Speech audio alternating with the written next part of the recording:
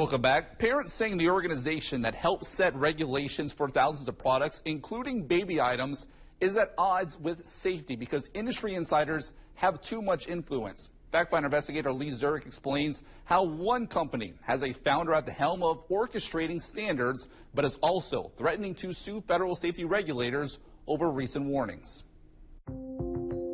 9 years ago, Shayna Raphael's 11-month-old daughter Claire died after being put down for a nap at her daycare. I just remember screaming, "Is she alive?" And the social worker kind of shook her head.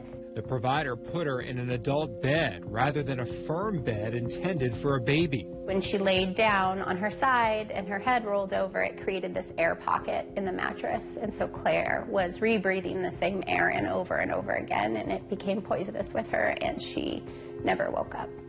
Shayna turned grief into advocacy. And all of this with the mindset of keeping Claire's memory alive.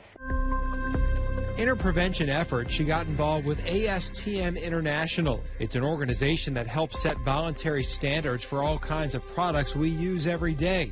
Concrete, roofing, fabric, medical supplies, and since 1973, consumer products. When it comes to certain baby products, federal law dictates that the ASTM standards be a part of setting mandatory safety regulations. Our job at CPSC to protect people from unreasonable, hazardous products is informed by the work that they do. Our statute requires us to defer to an industry-written voluntary standard as long as it's good enough to protect people and it's widely complied with.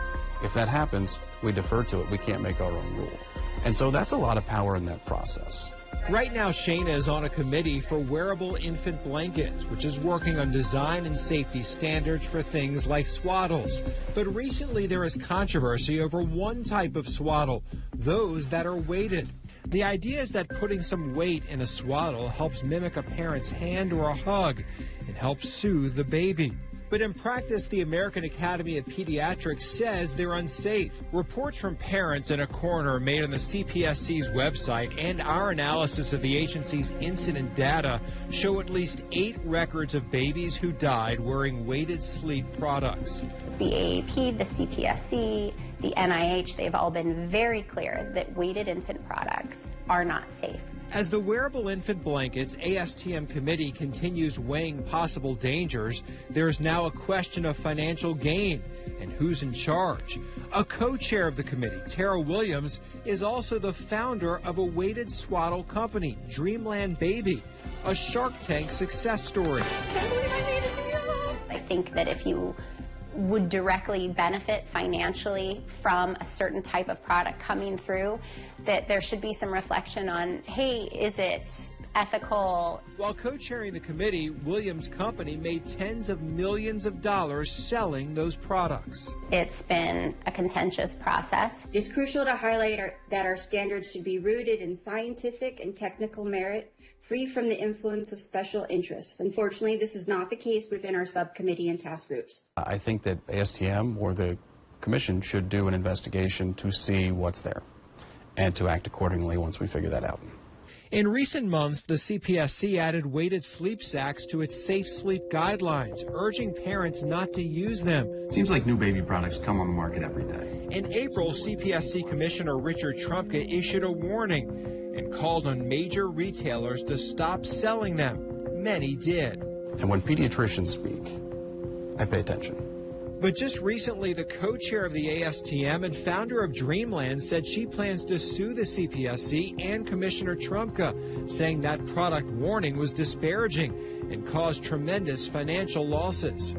Tara Williams, public relations representative, said she was not available for an interview, but in a statement said Dreamland Baby proudly stands behind the safety and efficacy of its gently weighted sleep sacks, which have been on the market since 2019. During that time, we have sold over 1 million sleep sacks with no reported adverse events attributed to our gently weighted sleep solutions.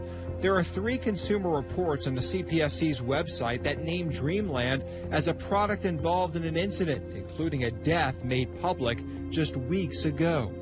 As the ASTM continues to look at weighted sleep blankets, Shayna worries babies might be in danger as the process drags on. For blankets already on the market, as reports are tallied. It's really upsetting to see. Now, the CEO of Dreamland disagrees with the agency, saying that weighted sleep products are unsafe, saying they lack specific and peer-reviewed studies. And if you have a story, we want to hear from you. Call us or email our investigators at the address you see there on your screen. We'll look into any of your issues on the next Factfinder Investigates.